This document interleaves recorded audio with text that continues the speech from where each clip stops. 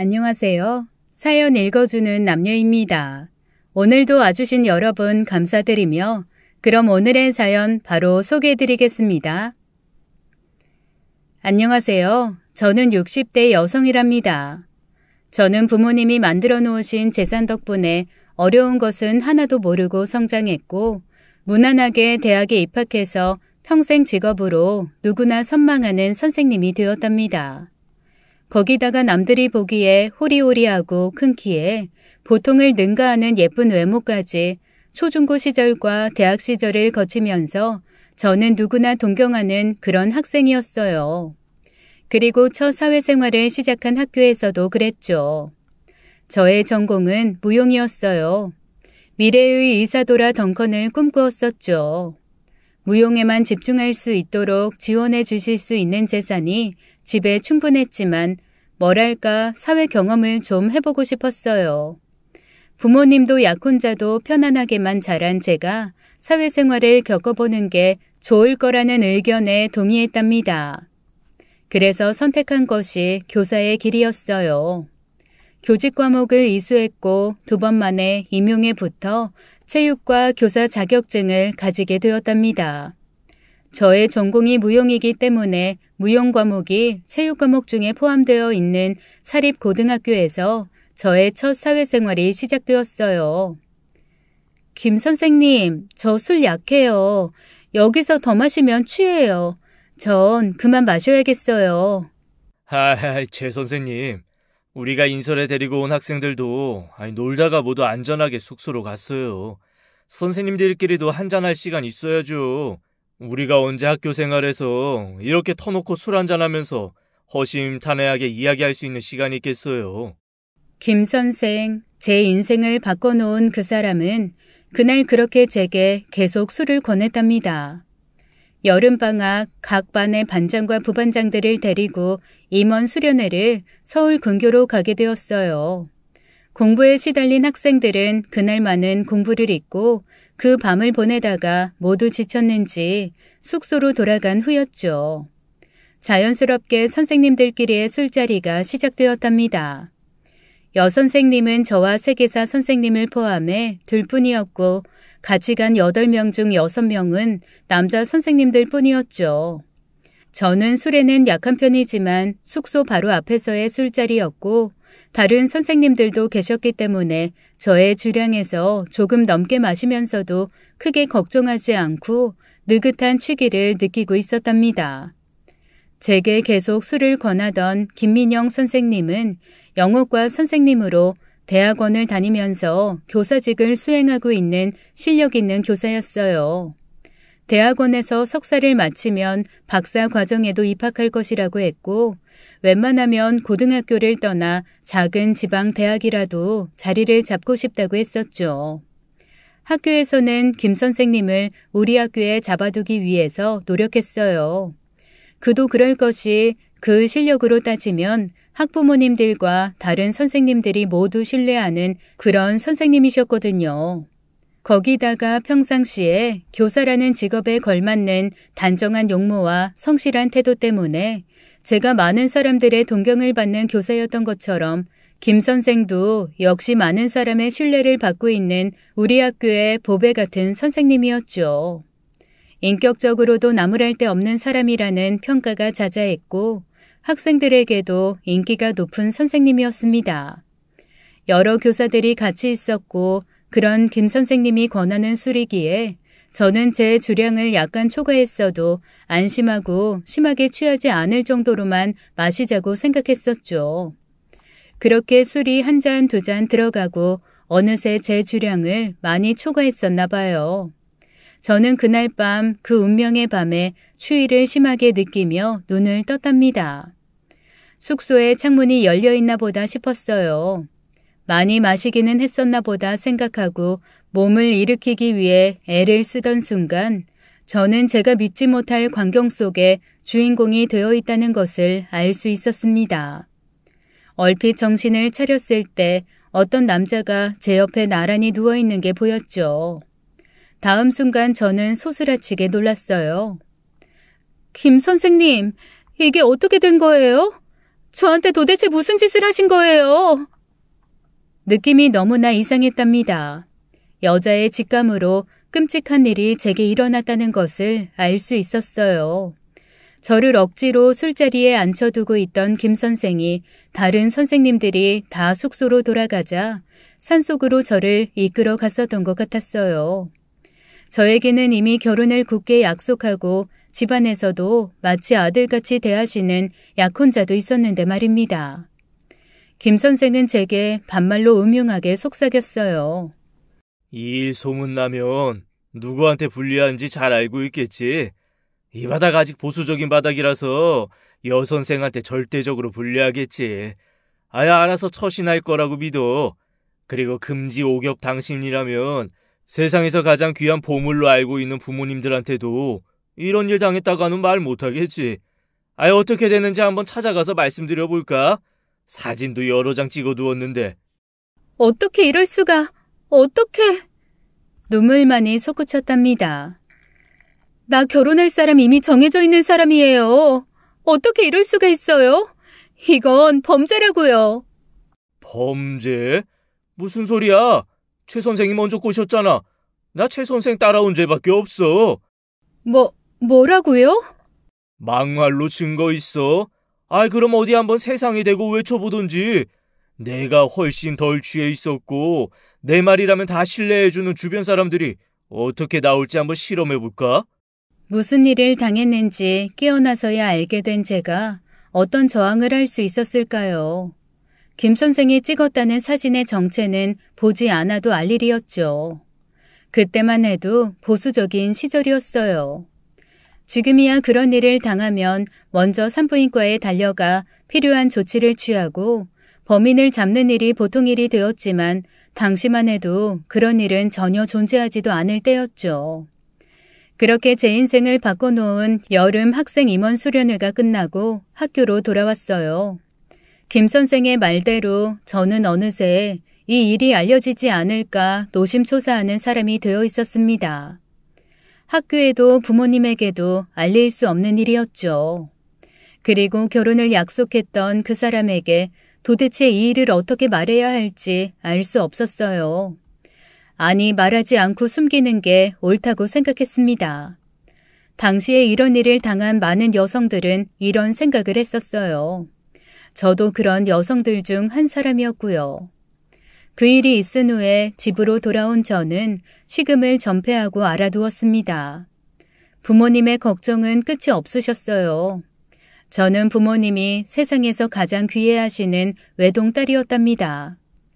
부모님의 모든 생활은 바로 저를 위한 것이었다고 해도 과언이 아니었어요. 돈을 버시는 것도 집을 더 넓혀 이사하시는 것도 하다못해 먹을 것 하나를 사오시는 일에도 저를 먼저 생각하셨죠.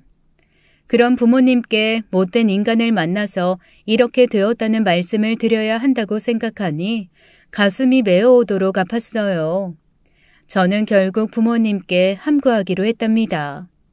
김 선생의 말처럼 학교에도 이야기하기 어려웠어요.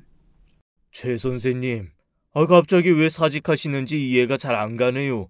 학생들과의 관계도 좋으시고 근무 평가도 좋으신 분이 말입니다. 무슨 특별한 이유라도 있으십니까? 아니요, 교장 선생님. 몸이 아파서요. 사실 얼마 전부터 건강이 좀 안 좋아지기 시작했어요.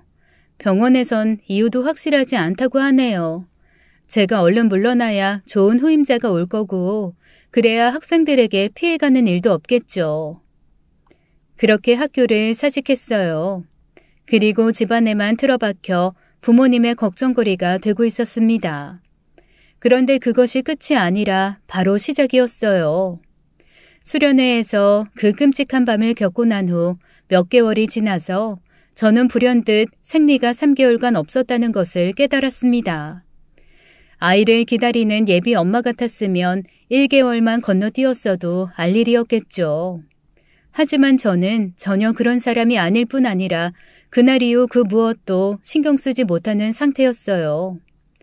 그저 목숨을 이어갈 만큼만 먹고 자는 일을 반복했으니까요. 승민 씨는 저와 결혼을 굳게 약속했고 집에서도 사윗감으로 아주 마음에 들어하는 사람이었어요.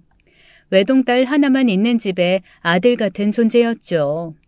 그런 승민 씨에게도 저는 아무 말도 하지 못한 채 연락을 이리 피하고 저리 피하고 했어요.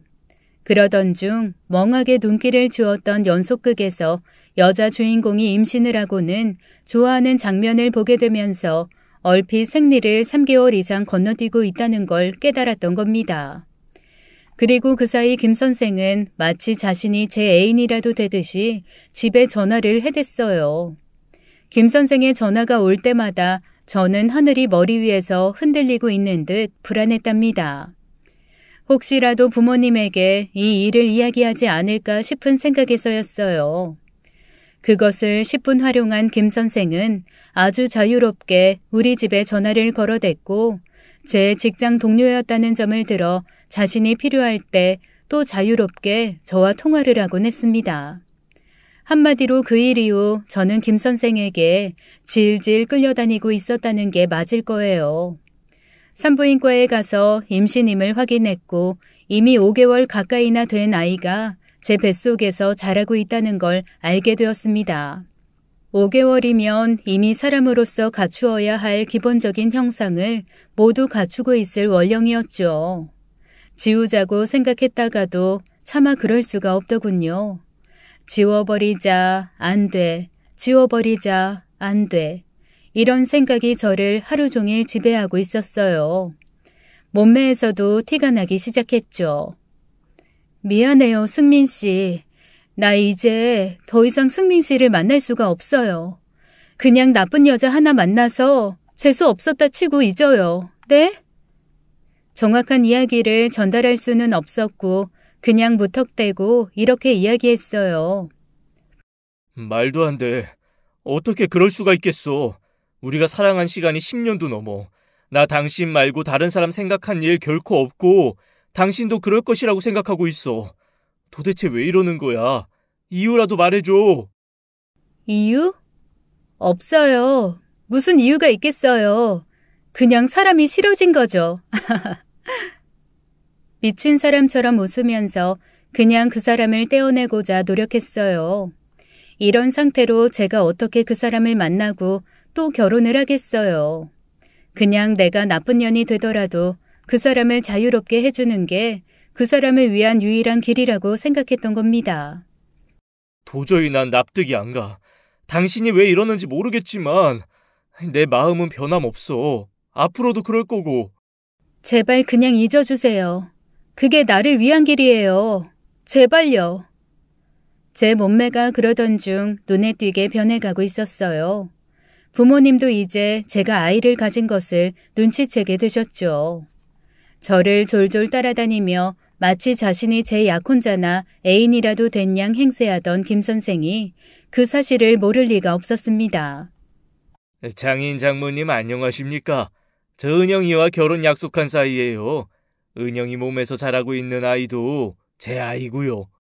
김 선생은 이렇게 우리 부모님에게 저에게 의논도 하지 않고 폭탄 선언을 하고 말았어요. 부모님은 놀라서 거의 기절을 할 정도가 되셨었죠. 결혼도 하기 전에 아이를 가진 딸. 부모님의 입장에서는 그나마 그 아이의 아비 되는 사람이 딸을 버리지 않았다는 것을 다행으로 생각하셨는지도 모르겠어요. 자세한 내막을 알지 못하시는 부모님은 제가 그 일을 당했을 때처럼 누워버리셨죠.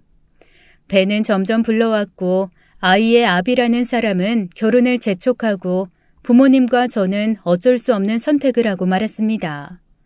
김 선생의 어머니로부터 전화가 왔어요. 저희 어머니로부터 전해 들은 내용은 대략 이랬습니다. 여자가 몸을 함부로 놀려서 혼전에 애를 가졌다는 게 며느리로 맞아들이기에 결코 좋은 조건은 아니죠. 우리 아들이 하도 따님 아니면 결혼을 않겠다고 하는 바람에 받아들이는 거예요. 우리 어머니는 묵묵부답이셨을 밖에요. 그때까지만 해도 자세한 내막을 모르셨으니 말이에요. 승민 씨는 마지막이라고 해도 좋으니 만나자고 했습니다. 그때는 이미 제 배가 어느 정도 불러서 육안으로도 임산부임을 알 수 있을 때였죠. 집 앞에서 며칠을 죽치고 있다가 간신히 저를 본 승민 씨에게 저는 일부러 청첩장을 들고 나가서 그 사람의 눈앞에 들이밀었습니다. 결혼식이 일주일도 안 남았을 때였어요. 다른 남자와 결혼한다는 통보, 청첩장을 그 사람에게 내밀면서 저는 그만 눈물을 펑펑 쏟고 말았습니다. 내가 세상에서 태어나서 사랑했던 유일한 남자였어요. 저도 그 사람처럼 여전히 그 사람을 사랑하고 있었죠. 결국은 이렇게밖에 할 수 없는 그 이유를 저는 그날 승민 씨에게 다 털어놓고 말았어요. 부모님께도 차마 할 수 없는 말이었죠. 승민 씨는 세상이 무너진 듯 서럽게 우는 저를 다독이면서 또 말했습니다. 어떤 모습이건 어디에 있건 저를 사랑할 것이라고, 그리고 저를 지켜주지 못한 자신의 책임도 있다고 했어요. 그 책임, 그것 때문에 평생 동안 아파하면서 살 것이라고도 했죠. 남보기엔 멀쩡한 결혼식이 치루어졌습니다. 이미 불러오고 있는 배 때문에 웨딩드레스가 아닌 한복을 입고 올린 전통 결혼식이었어요. 그렇지만 그런 일에 대한 사람들 눈치는 대부분 빤하죠. 야, 이거 두 사람 그렇게 안 봤는데 말이야. 이렇게 둘이 똑같이 은큼할 수가 있어? 뭐 결혼식이라도 올려주니 그게 고마울 지경이네, 참나. 그러게 말이에요. 최 선생님 그렇게 안 봤는데 말이에요. 얌전한 고양이가 부뚜막에 먼저 올라간다고 하더니만 그 말이 딱 맞네요. 학교 사직하신 이유가 바로 이거였구나. 김 선생, 아니 결혼식을 치렀으니 이제 남편이겠죠. 남편은 결혼식 동안 입이 귀에 걸릴 만큼 내내 웃고 있었습니다. 저는 결코 웃을 수 없는 눈물의 결혼식이었지만 말이에요. 그리고 저는 보고 말았어요. 승민 씨가 저 멀리에서 저를 바라보고 있다는 걸요. 그렇게 눈물의 결혼식이 끝나고 많이 부른 배 때문에 신혼여행도 취소했죠. 남편은 그때 당시로서는 파격적으로 해외로 신혼여행을 가고 싶어 했어요. 남편의 집안 형편으로는 힘든 일이었고 우리 집에서 그렇게 해주길 바랬죠. 그러나 저는 몸이 안 좋다는 핑계로 그 일은 결국 단념하게 만들었어요. 그렇게 저의 신접살림이 시작되었습니다. 첫 아이, 정말 모진 난산이었어요. 이틀 이상 끔찍한 진통을 한 끝에 결국은 제왕절개로 아이를 낳았죠. 딸이었어요. 비록 갓난아기였지만 누가 보더라도 저를 꼭 빼닮은 아이였어요. 포대기에 쌓여 제 옆에 누워있는 저의 미니어처를 바라보면서 갑자기 그 아이가 불쌍하다는 생각이 들었습니다. 기쁨의 눈물 대신에 착잡한 감정이 눈물을 흘리게 만들었어요. 제 인생을 망가뜨린 남자의 아이지만 저와 저희 부모님을 닮아 선한 눈망울과 깨끗한 피부를 가진 아이였어요. 그 남자의 아이라는 생각과 제 분신이라는 생각 두 가지가 겹쳐서 마음이 괴로웠습니다. 그렇지만 희망이라고는 남아있지 않은 제게 아이는 어느새 희망이 되고 있었어요. 마음은 이미 그 일을 겪고 나서부터 시들 대로 시들어 있었고 건강도 많이 해친 상태에서 난상까지 하게 되면서 날씬하고 건강한 무용학도였던 저는 어느새 여위고 누가 보기에도 힘이 하나도 없어 보이는 허약한 아줌마가 되어 있었습니다. 그렇게 모진 세월이 흘러갔어요. 그 사이에 아이 둘이 더 생겼죠. 둘 다 아들이었어요. 아들 둘은 김 선생을 그대로 빼다 박은 듯한 용모로 태어났습니다. 10손가락 깨물어 안 아픈 손가락은 없겠지만 덜 아프고 더 아픈 손가락은 있더군요. 큰아이인 딸아이와 아래 두 아이에 대한 제 마음은 많이 달랐어요. 그것이 또 제게 어떤 죄책감을 느끼게 했죠. 엄마가 돼서 일부러는 아니지만 아이들을 다르게 대하고 있다는 것, 그것이 가뜩이나 좋지도 않은 정신 상태에다가 죄책감까지 더해주는 일이 되고 있었어요. 아들 둘을 낳을 때마다 제 마음은 더 무너졌고 건강은 더욱 안 좋아졌습니다. 의사가 4번째 임신은 피하라고까지 할 정도였어요. 아무 의욕도 힘도 없는 세월이 그렇게 흘러갔답니다. 사랑하지 않는 사람과 억지로 한 결혼이 행복할 리 없었죠. 그래서 제가 가장 의지할 곳은 큰 딸아이와 제 뒷바라지를 해오신 부모님이셨어요. 부모님은 점점 허약해져가는 저를 보고 어떤 짐작이라도 하셨던 것이었을까요? 그 어떤 것도 묻지 않으셨답니다. 그저 안쓰럽게 저를 바라봐 주시고 늘 그렇게 가까운 거리에 계셔 주시는 분들, 그분들이 없었다면 아마 저는 그만 세상과의 인연을 끝내고 말았을 거예요. 부모님이 계시다는 사실, 그리고 생긴 모습도 자라는 모습도 저를 꼭 닮은 딸아이가 저를 세상에 존재하게 하는 이유였죠. 그렇게 세월이 흐르면서 원래도 많았던 저희 집 재산이 또 많이 불어났답니다. 어떤 점쟁이가 부모님과 제가 제복을 천복으로 타고났다는 말을 했다고 들은 적이 있었어요. 다른 사람의 권유든 부모님의 결정이든 부동산을 매입하고 나면 가격이 급등하곤 했죠. 서울 요지에 자리 잡은 20층짜리 호화 건물을 비롯하여 많은 토지와 임야 등이 우리 집 재산이 되어 있었어요. 남편이 슬슬 마술을 뻗치기 시작하더군요. 장인어른 장모님 외동딸이지 않습니까? 어차피 그 재산 이 사람한테 물려주실 거잖아요. 이 사람한테 물려주시면 그게 곧 저희 부부의 재산이 될 텐데 아들도 없는 집에서 사위한테 처음부터 명의를 조금씩 이전해 주시죠. 세금 적게 하는 일을 해줄 변호사 친구들도 몇 명 알고 있고 도와주겠다고 했어요. 떡 줄 사람은 생각도 않는데 김치 국물부터 마신다는 말이 있죠. 부모님은 전혀 아무 생각 없으신데 이미 그 재산 물려받을 때 세금을 탈루할 방법까지를 생각하고 있었던 것 같더군요. 원래 박사과정을 밟아 대학에 남기를 원했던 남편은 그 소원도 이루고 있었어요. 지방대학 한 군데에 자리를 잡았고 같이 근무했던 고등학교에서처럼 그 대학에서 김 선생은 해골같이 허약한 부인을 하늘같이 모시면서 자신의 부모님은 물론 장인 장모에게까지 효성스러운 그런 인물로 받아들여지고 있었습니다. 저는 여러 번 이 사람과 이혼하기 위해 시도했어요. 변호사를 고용하고 법률적으로 이혼할 방법을 모두 시도해 보았습니다. 그런데 이혼할 방법이 없었어요. 남편에겐 이혼 사유가 없다는 것이었죠. 이혼? 해줄 수도 있지. 당신이 상속 포기하고 모든 재산 나한테 넘기겠다고 약속만 하면 장인 장모님한테서 받아오면 이혼해줄게.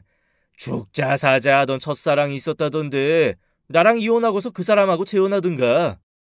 그러니까 남편은 처음부터 우리 집 재산까지를 염두에 두고 저에게 그런 못된 짓을 저질렀던 것이었어요. 부잣집 외동딸의 사위, 그 지위를 이용해서 재산을 차지하고자 했던 것이었죠. 당신 같은 사람은 내가 꼭 사회에서 매장시킬 거예요. 권선징악이라고 했어요. 당신이 선생이라고요? 당신 같은 사람이 무슨 자격으로 학생들을 가르쳐요? 애처가에 장인 장모님한테까지 효성스러운 교수가 바로 나야. 당신도 알잖아, 내 평판. 그 재산 다 내 앞에 내놓기 전에는 나한테서 못 벗어나. 당신이나 당신 부모님이나. 알아듣겠어? 아이들도 이제 다 성장을 했고 부모님은 어느새 연로하셨죠. 남편은 부모님이 연로해 가심에 따라 편찮아지시면서 점점 더 의기양양해졌어요. 부모님이 돌아가시면서 어차피 그 재산은 모두 제게 돌아올 것이고 저 하나에 어떻게든 구워 삼든 협박을 하든 마음대로 할 수 있을 거라 믿는 것 같았죠. 한순간 한순간이 힘든 그런 삶이었어요. 그런데 그런 저를 더욱 힘들게 하는 일이 있었습니다. 그건 바로 아들 둘이 하나같이 제 아버지를 닮았다는 것이었죠. 생긴 것만으로도 부족해서 성품까지 모두 제 아버지를 닮아 있었어요. 아들 둘은 모두 집안의 재산을 믿고 공부 따위에는 애초에 관심도 없었죠. 오히려 집안의 재력을 믿고 학교에서 약한 학생들을 괴롭히기도 했어요. 그럴 때마다 남편은 학교에 가서 마치 좋은 아버지나 되는 듯 코가 땅에 닿도록 빌고 빌어서 선한 인상을 남기곤 했습니다. 제 죄가 큽니다. 제대로 가르치지 못한 제 죄예요. 저를 꾸짖어 주시고 못난 제 아들 한 번만 용서해 주세요. 다시는 이런 일 없도록 엄하게 가르치겠습니다. 부디 제 얼굴을 보서라도 선처해 주십시오. 제 존재는 이미 세상에 없는 사람처럼 되어 있었어요. 사회적으로 저는 이미 죽은 사람이었으니까요. 정말로 인격이 훌륭한 아버지의 자식들이 망나니로구나 정도로 사람들은 생각했어요. 그러나 집으로 들어오면 남편은 예의 그 재산의 명의 이전에 관한 일을 입에 담곤 했습니다. 그 옛날 사진 당신 부모님에게 한번 보여드려 볼까? 쥐도 절실하면 돌아서서 고양이에게 대드는 법이야. 쥐가 이빨 갈아서 덤비기 전에 빨리 부모님으로부터 상속받으라고. 엄마, 어차피 엄마 재산 우리 재산 될 건데 주실 건 일찍 좀 주시면 좋잖아요. 제가 큰 골프장 사업 하나 하고 싶어서 그러는 거예요. 재산 없애려는 게 아니라 늘리려고 이러는 거라니까요. 외할머니 외할아버지 잘 설득하셔서 좋게 재산 분배하시게끔 힘 좀 쓰세요. 누가 그 아비의 아들 아니랄까봐 큰아들까지 이렇게 저를 괴롭히고 있었어요. 둘째 아들도 마찬가지였답니다. 그러면서 남편은 또 말했죠. 요즘 들어 큰아들 녀석이 머리 컸다고 저도 한몫 차지하겠다고 나서는데 그 녀석 마음대로 되지는 않을 거라고요. 똑같은 사람들끼리 아버지와 아들이라는 것도 잊은 채 진흙탕 싸움을 하고 있었습니다. 둘째 아들도 점점 재산에 대하여 적극적으로 행동하고 있었어요.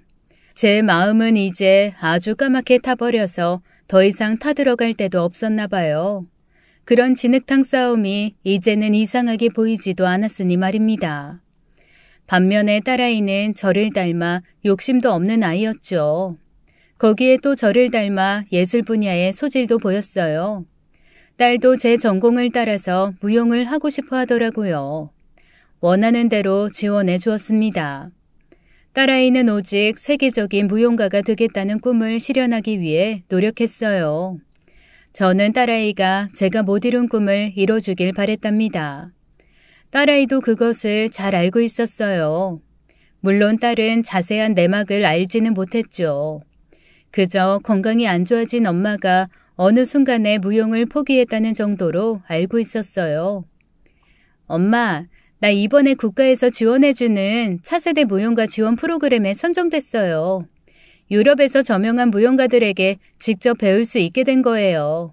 엄마, 너무 잘 됐죠? 아이고, 잘 됐구나. 이 엄마가 못 이룬 꿈을 네가 이뤄주길 바란다. 엄마는 어쨌든 너 하나 잘 되기를 바라고 사는 사람이니까 말이야. 그런데 엄마, 건강이 안 좋아서 그게 걱정이에요. 아픈 엄마를 두고 집을 떠난다는 게 불안해요. 외할아버지 할머니도 이제 연로하셨잖아요. 엄마가 아빠랑 그렇게 사이가 좋은 것도 아니고. 딸아이도 우리 부부가 금슬이 좋지 않다는 것을 물론 느꼈겠죠. 이유야 알 수 없었겠지만 제가 건강하지도 않은데 제 아버지와 제가 금슬도 좋지 않은 그런 상황에서 집을 떠나 유학을 결정하는 게 쉽지는 않았나 봅니다. 딸아이의 마음 씀씀이가 참 따뜻하고 고맙더군요. 그리고 딸아이의 말대로 연로하신 부모님은 예전과는 달리 기력을 많이 잃어버리고 계셨어요. 남편은 재산 상속에서 유리한 위치를 차지하기 위해 부모님들에게는 마치 입안의 혀처럼 굴었답니다. 남이 보면 정말 순수한 마음에서 나오는 효성으로 보였을 거예요. 저는 남편의 이런 용의주도한 태도로 인해 남편에게 혼인 생활을 지속할 수 없는 중대한 사유가 없는 한 이혼이 불가능하다는 것을 느꼈죠. 그런 상황 속에서 아이들이 성장해 딸도 아들들도 혼기에 접어들고 있었어요. 특히 딸은 집에 남자친구를 데리고 와서 인사를 시켰습니다. 공학 쪽에 공부를 하는 사람인데 딸과 같은 나라로 유학 가기 위해 준비하고 있다고 하더군요. 딸은 곧 결혼할 사람이 있었고 아들들도 사귀는 사람이 있는 것 같더라고요. 그래, 애들 결혼시킬 때까지만, 그리고 부모님 떠나실 때까지만 이를 악물고 살아보자. 그러고 나서 차라리 이 집안에서 내가 탈출을 해보자. 저 인간 버려두고 말이야. 길이 생기겠지. 이런 미래에 대한 설계는 제게 하나의 희망 같은 것이었어요.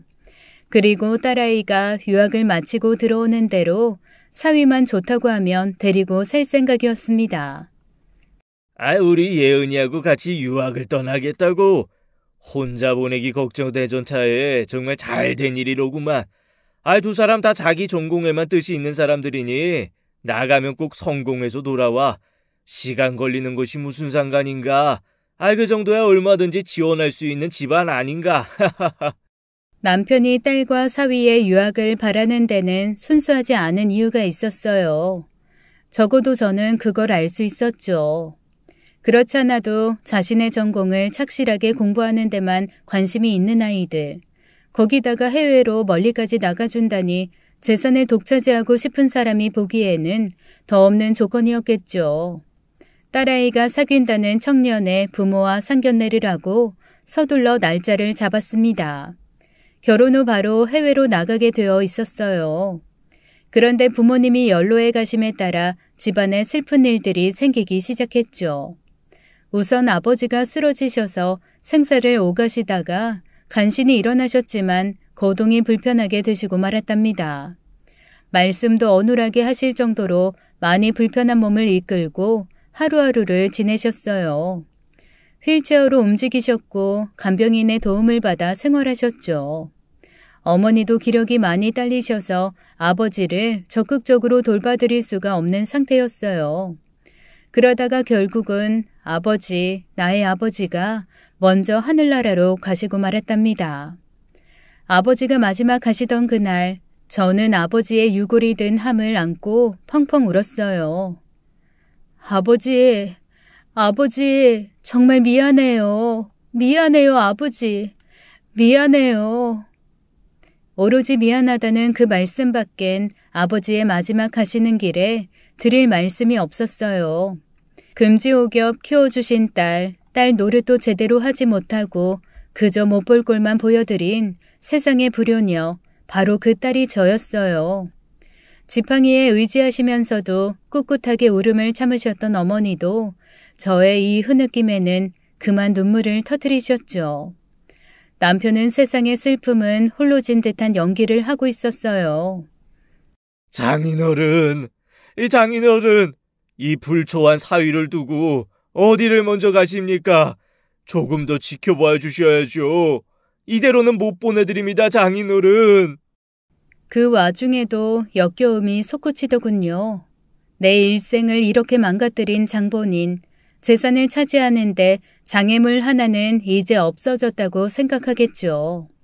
외할아버지가 갑작스럽게 쓰러지시면서 미뤄졌던 아이들의 출국이 이루어졌어요. 그쪽 학교의 학기 스케줄 상으로도 더 이상 출국을 미루기가 어려웠죠. 친정 어머니는 외손녀와 손녀 사위를 꼭 안아주시면서 말씀하셨어요. 네 엄마가 못 이룬 꿈을 네가 꼭 이뤄야 한다. 그게 젊어서 건강 잃고 무용을 포기하게 된 엄마에 대한 제일 큰 효도야. 너희들을 보는 게 이게 마지막이 될지도 모르겠구나. 내가 오래 살아서 우리 예은이가 세상에서 제일 유명한 무용가가 되는 걸 볼 수 있다면 얼마나 좋겠니. 그렇게 아이들은 떠나보냈답니다. 남편이 재산을 차지하는데 방해가 되는 장애물들이 하나둘씩 없어지고 있구나 하는 생각이 들었죠. 그리고 마음을 단단히 먹어야 한다고 생각했어요. 기력이 쇠하셔서 지팡이에 의지하시는 어머니와 저, 세상에는 이렇게 둘뿐이었죠. 저 인간 같지 않은 사람이 이제 재산을 독차지하는데 아무 장애도 없을 것이라고 생각할 것 같더군요. 친정아버지가 돌아가시고 딸 내외가 유학을 떠나자 아닌 게 아니라 남편의 태도는 의기양양해지기 시작했습니다. 남편이 보기에는 아마 우리 엄마와 제가 산 송장 정도로 보였을 거예요. 엄마는 점점 더 기력이 쇠해지셨습니다. 아예 자리 보존을 하고 누우셨죠. 누가 보더라도 친정어머니의 임종이 가깝다는 것을 알 수 있었어요. 어느 날 친정어머니가 저를 따로 방으로 부르셨어요. 은영아, 다 잘 될 거야. 아무 걱정하지 말아라. 일은 선한 곳으로 흘러가게 돼 있어. 이 애미 말 알아듣겠니? 그날 친정어머니와 저는 오랜 시간을 둘만 함께 있었어요. 먼저 떠나신 아버지에 대한 그리움과 임종을 앞두신 어머니 앞에서 저는 한없이 울었습니다. 그런 저를 임종을 앞두신 어머니가 오히려 달래셨죠. 그렇게 엄마와 딸 둘만의 오랜 시간이 흘렀습니다. 대화의 끝에 우리 모녀는 미소를 지으며 서로를 바라보았어요. 어머니는 제게 끝까지 희망을 주시고 눈을 감으셨어요. 편안하게 눈을 감으시는 것 같았답니다. 아마도 평생 당신이 가져오신 생각, 일은 선한 쪽으로 가게 되어 있다는 그 생각을 마지막 만남의 자리에서 확인할 수 있었기 때문에 제 눈에는 더 그렇게 보였는지도 모르겠어요. 아버지를 떠나보내던 때처럼 어머니를 보내드리고 두 분을 나란히 납골공원에 모셨습니다. 남편은 여전히 연기를 하면서 장모의 묘 앞에서 심요살이라도 할 사람처럼 행동했어요. 이젠 역겹지도 않았답니다. 부모님 두 분을 다 보내드리고 딸 내외도 제 곁에 없는 지금 몸은 여전히 허약한 상태였지만 마음만은 꿋꿋하게 가지려고 노력했어요. 아버지와 어머니가 평생 일구신 이 집안의 재산을 단 한 푼이라도 저 짐승 같은 인간에게 주고 싶지 않았습니다. 어머니는 물론 유언으로 모든 재산을 제게 상속한다는 점을 분명히 하셨어요. 재산이 제 명의로 되어 있는 이상 쉽게 남편 마음대로 되지는 않을 것이었죠. 우엑, 우엑. 웬 구토가 이리 갑자기. 말도 못하게 어지러워요. 아줌마, 119 빨리 불러요. 어서요. 어느 날 남편이 출근하고 난 후 그렇지 않아도 허약한 제게 이상한 증상이 나타나기 시작했답니다. 구토가 나고 천장과 바닥이 아래 위로 왔다 갔다 하는 증상이 나타났어요. 집에서 일하는 아줌마에게 급히 119를 부르도록 했고 저는 구급차에 실려 병원으로 갔죠. 이것저것 검사를 해봐도 그저 여기저기 약한 것 말고는 특별한 이상을 발견할 수 없었어요. 제가 자꾸 구토를 하니까 위세척을 하는 정도의 응급처치만을 받고 병원 문을 나섰죠. 그런 일은 이후에도 몇 번 더 계속되었어요.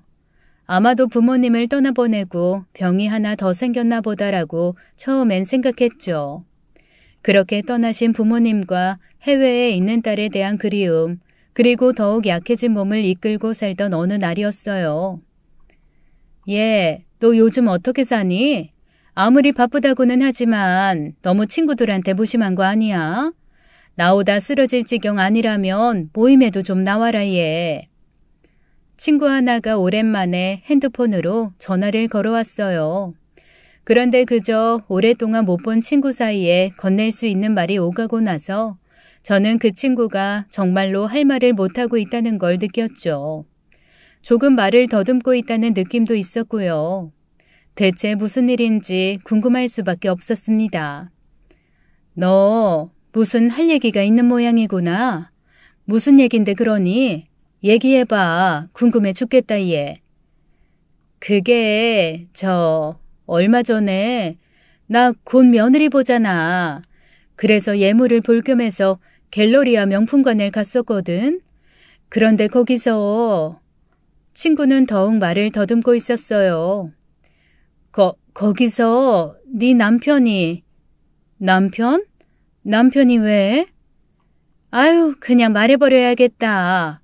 웬 여자하고 같이 아주 다정하게 팔짱까지 끼고 쇼핑을 하더라고. 쇼핑백을 주렁주렁 메고는 둘이 서로 좋아서 어쩔 줄 모르는 것 같았어. 말을 할까 말까 하다가 말하는 거야. 네 남편이야 원래 반듯한 사람으로 평판이 자자한 사람 아니니. 처음엔 잘못 봤나 했지. 근데 거기서 몇 번을 더 그 여자랑 같이 쇼핑하는 걸 봤어. 그런데 친구의 걱정과는 달리 저는 별로 놀라지도 않았습니다. 남편의 사람됨이야 제가 누구보다야 잘 알고 있었고 이제 친정 부모님이 다 돌아가신 마당에 저 하나가 그 사람한테 무슨 장애물이 되겠어요. 더구나 그 사이에 세상이 자신을 믿도록 만든 반듯한 평판 때문에 아마 사람들이 잘못 보았을 거라고 생각할 것이다. 이렇게 믿었을 겁니다. 뻔했죠. 그냥 아무 생각 없이 입에서 나오는 대로 친구에게 대답해 주었습니다. 어머, 그래? 세상엔 닮은 사람도 많잖니 왜? 정말 우리 애들 아빠였어? 확실해? 잘못 본 거 아니고? 저의 이런 말에 친구는 동의를 하면서도 말끝을 흐리는 것이었어요. 그래, 맞아. 닮은 사람들이야 얼마든지 있지. 내가 잘못 봤나 보다.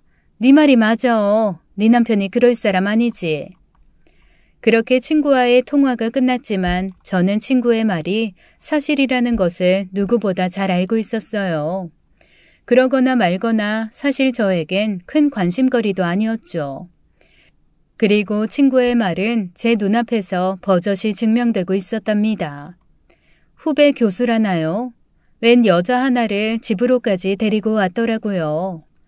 후배 교수라는 여자는 집안을 여기저기 둘러보고 마치 이사 들어올 사람처럼 행동하더군요. 저는 그냥 그들이 하는 짓을 지켜보기만 했습니다. 남편과 다른 방을 쓴 지 오래였고 둘이 남편의 방으로 나란히 들어가는 것을 보아도 별 감정이 없었어요. 우리 집에 자주 올 사람이야. 그저 친구야, 친구. 뭐 달리 생각하고 싶으면 그렇게 생각하고. 후배와 아주 다정해 보이네요. 아무리 다 큰 애들이라곤 하지만 애들 보는 데선 이러지 말아요. 아이들도 알 건 알아야지. 그 녀석들이 머리 컸다고 지들에게 돌아갈 떡고물을 생각하고 있는 모양인데 이 아버지가 견제하자는 것도 엄마는 더 이상 힘이 없다는 것도 깨달아야지. 수십 년 동안 하나도 변한 것 없는 남편. 참 저러기도 쉽지 않겠다 싶더라고요. 불륜녀는 그 이후에도 몇 차례나 저희 집에 드나들었어요. 남편과 불륜녀는 저를 마치 투명인간 취급하는 것 같았습니다. 남편의 방에 아예 들어앉아서 거의 하루 종일 있기도 하더군요. 그리고 일하는 아줌마들에게 가끔씩 뭔가를 지시하는 소리도 들려왔어요. 아들 둘은 사실 그런 일에는 관심도 없어 보였답니다. 아이들 걱정은 저 혼자만의 걱정이었어요. 엄마, 저 브랜드샵 하나 차리려고 해요. 종합 의류 브랜드인데 고급 브랜드예요. 엄마가 좀 차려주세요. 네? 기왕 주실 건데 좀 미리 주시는 것도 괜찮잖아요. 내가 너희들한테 재산 상속하겠다고 약속이라도 했니? 별 이상한 소리를 다 듣겠구나. 생각 중이다. 나중에 이야기하자. 어렸을 때부터 누나하고 우리를 차별 대우하시더만 설마 재산까지 누나한테 다 주려는 거 아니죠? 저희도 가만히 있지 않을 거예요. 가만히 안 있으면 어떻게 하게? 어디 마음대로 해보려무나. 궁금하구나. 어떻게 할지. 엄마, 그러지 마시고 조금 일찍 준다 생각하세요. 저 골프장 매물로 나온 거 보고 왔는데 그린이 우리나라에서는 찾기 어려울 정도로 좋아요. 이거 놓치면 엄마도 후회하세요. 우리 집 재산을 더 늘려줄 수단이라니까요. 이 상태에서 더 재산 늘리고 싶은 생각도 없어. 난 이거면 충분하거든. 그러니 네가 그런 걱정까지 안 해도 된다. 아들들은 저를 회유도 해보았다가 협박도 해보았다가 하더군요. 어쩌면 저렇게 지아빠만 닮았는지요. 하지만 저는 몸은 아플지 몰라도 마음만은 꿋꿋했답니다. 아무리 내 새끼들이라고 해도 올바른 마음가짐이 없는 아이들에게 외할아버지가 힘들여 일구신 재산을 나누어 줄 생각은 없었어요. 이런 상황에서 불륜녀는 남편이 있든 없든 우리 집을 자기 집 드나들듯이 하더군요. 그뿐이 아니었어요.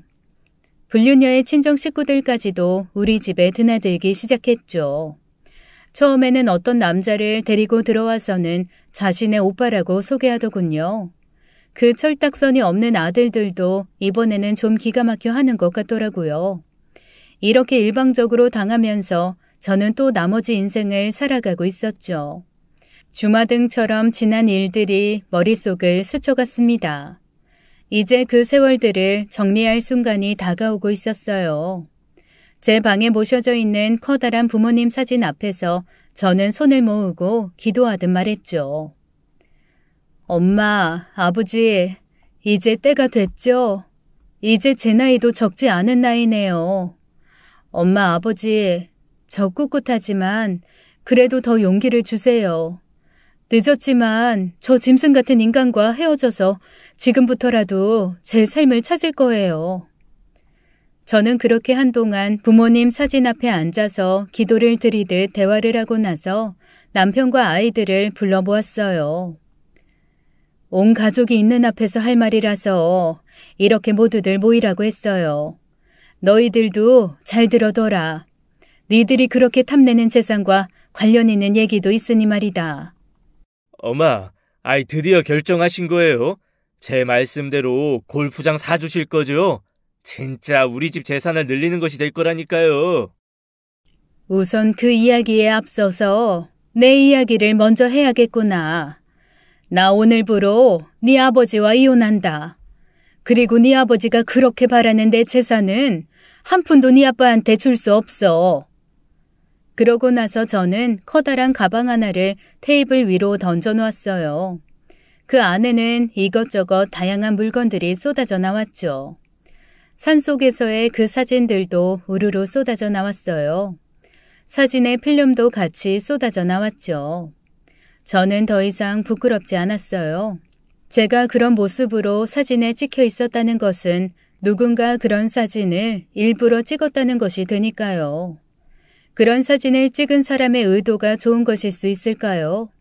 바로 그런 사진을 찍은 사람이 부끄러워해야 맞는 것이겠죠. 이게 도대체 어떻게 당신 손에? 이건 내가 평생 간직하던 것인데 이 어떻게... 그리고 또 쏟아져 나온 물건들이 있었어요. 수많은 약봉지들이 바로 그것들이었죠. 저는 제 인생이 바뀌던 그날 이후로 우울증을 달고 살았어요. 거의 평생을 우울증 약을 먹고 있었죠. 가방에서 쏟아져 나온 것이 제가 먹고 있는 우울증 약봉지들이었어요. 그리고 저는 또 다른 약이 든 큰 봉투 하나를 테이블로 던졌습니다. 거기서도 우르르 약이 쏟아져 나왔죠. 외관으로 보아서는 가방에서 먼저 쏟아져 나온 약들과 비슷해 보이는 두 가지가 얼른 구별되기 어려운 그런 약들이었어요. 남편의 얼굴이 흑빛이 되는 것이 제 눈에는 아주 선명하게 보였습니다.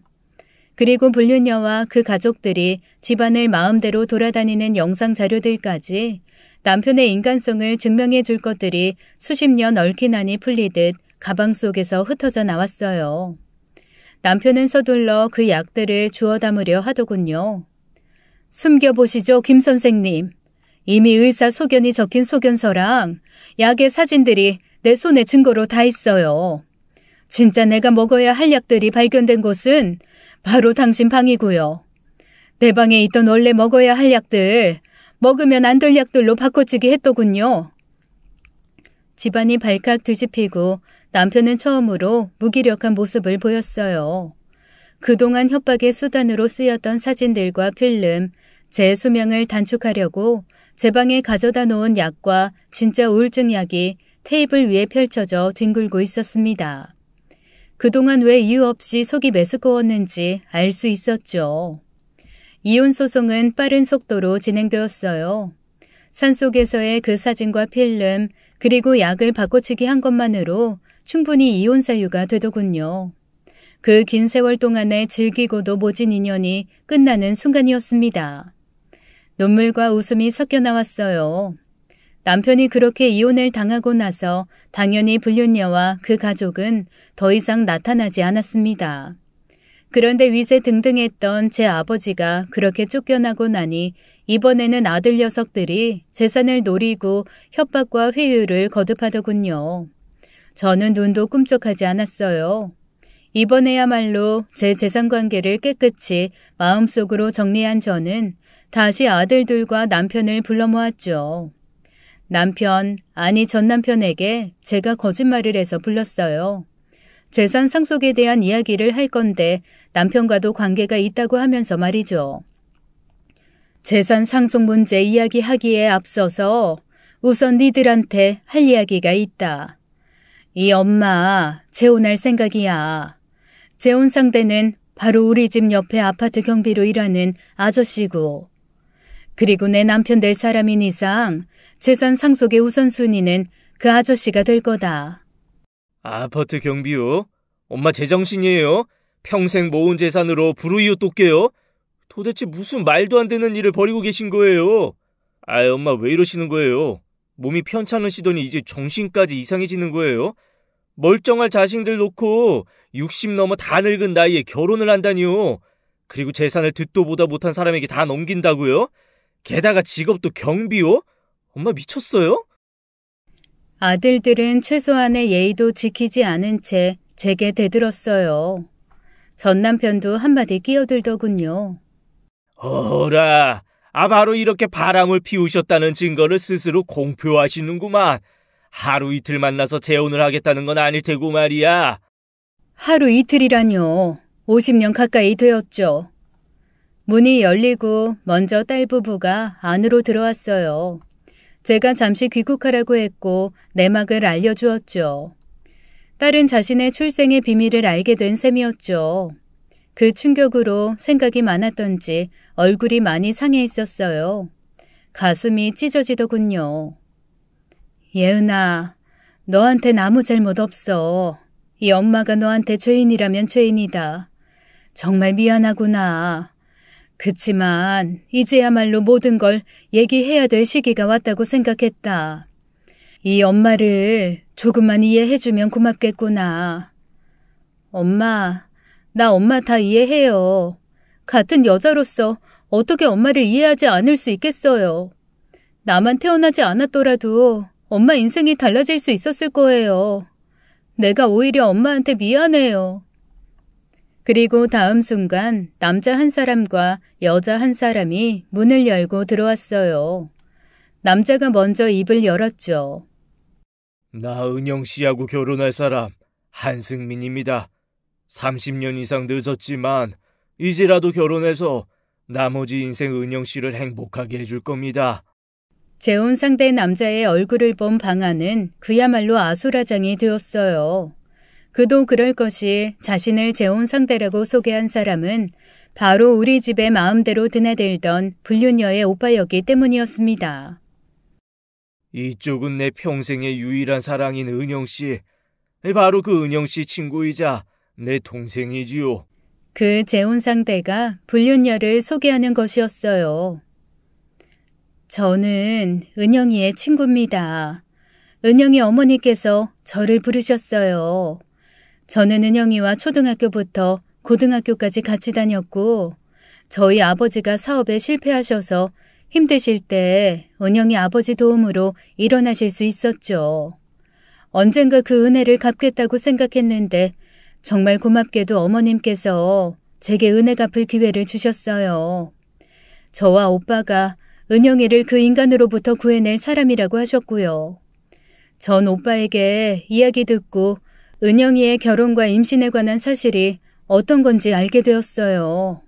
그리고 은영이의 전 남편, 아니 사람 하나를 거의 죽이다시피 한 짐승 같은 사람에게 일부러 접근했던 거였고요. 친정 어머니께서 하셨던 말씀이 기억나네요. 모든 일은 선한 쪽으로 가게 되어 있단다. 아무 걱정하지 말아라 하시던 그 말씀 말이에요. 어머니는 그때 당신이 먼저 떠나시게 되더라도 이 딸을 살릴 수 있는 방법을 만들어 놓고 떠나신 거였어요. 남편에게 접근한 제 친구는 남편의 방을 드나들면서 그 산속에서의 사진을 비롯해서 바꿔치기 되어 있는 제 약봉지 등 모든 증거를 모아주었던 것이었답니다. 아마도 어머니는 이 모든 것을 미리 예상하셨겠죠. 아니 어쩌면 더 일찍 아버지와 의논을 하셨는지도 몰라요. 결혼도 안 한 딸의 임신, 그 앞에서 딸에 대해 실망하는 대신 그 내막을 알려고 노력하셨던 것인지도 모르겠습니다. 저는 더 이상의 재산상의 분쟁을 막기 위해 모든 재산을 제 진실한 남편 승민 씨의 명의로 돌려두었어요. 저한테 있다면 여전히 회유며 협박을 일삼을 수 있지만 새 아버지에게 모든 재산이 가 있다면 이야기는 달라지겠죠. 아이들이 모두 새 아버지와 혼인관계에서 출생한 아이들이 아니기 때문에 상속권을 주장하기가 어렵게 된다고 하더군요. 아들들에게는 일해서 돈을 버는 것이 얼마나 소중한 것인지를 가르쳐 주려고 합니다. 그 아이들이 정말로 정신을 차리고 성실하게 일을 해서 사는 길을 택한다면 재산의 일부를 상속해 줄 수도 있겠죠. 승민 씨는 제가 다른 남자의 아내로 사는 동안에도 늘 가까운 곳에 있어 주었던 사람이었습니다. 자신이 있을 수 있는 가장 가까운 곳에서 저를 늘 지켜보았고 옆 아파트의 경비일도 그래서 시작하게 된 것이었어요. 남편은 요즘 오직 제 건강의 회복을 위해서만 노력하고 있답니다. 딸과 사위 역시 학교 쪽에 일단은 휴학 조치를 해두고 제 곁에서 제가 다시 제 삶을 살 수 있도록 도움을 주고 있어요. 30년이나 늦은 출발이었지만 우리는 정말 행복했답니다. 그저 있는 것만으로도 도움이 되는 사람들, 남편과 딸 그리고 사위 모두 선하디 선한 사람들이죠. 어머니의 말씀대로 모든 일은 선한 쪽으로 흘러가게 되어 있는 것이었어요. 나머지 일생 얼마나 남았을지는 모르겠지만 저는 지금까지 살아온 대로 선하게 살겠다고 다짐하고 있습니다. 우리 부모님께서 그러셨던 것처럼요. 그렇게 우리 식구들의 일상이 그 선한 끝을 향해서 갑니다. 지금까지 사연 읽어주는 남녀였습니다. 끝까지 시청해주신 여러분 감사드리며 저희는 다음 사연으로 돌아올게요. 감사합니다.